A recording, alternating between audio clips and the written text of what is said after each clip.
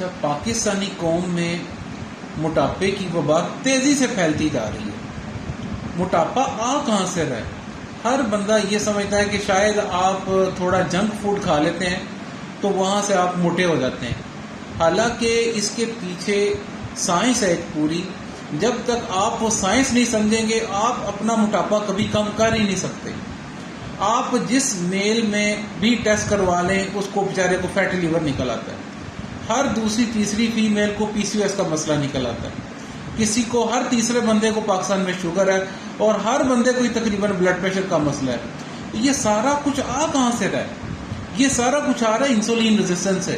موٹاپا کہاں سے آ رہا ہے؟ انسولین ریزسٹنس سے آ رہا ہے۔ اور انسولین ریزسٹنس کیسے کم کرنی ہے اور اس بیماریوں کے جھنجھٹ سے کیسے جان چھڑوانی ہے، اس پہ ایک لیکچر ہے 12 مئی کو رات کو 8:30 بجے۔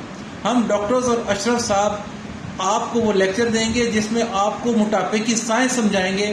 اس کے بعد آپ کے ذہن میں کسی قسم کی کوئی کنفیوژن نہیں رہے گی کہ آپ کیوں موٹاپے کا شکار ہوئے اور کیسے آپ نے اسے جان چھڑوانی ہے۔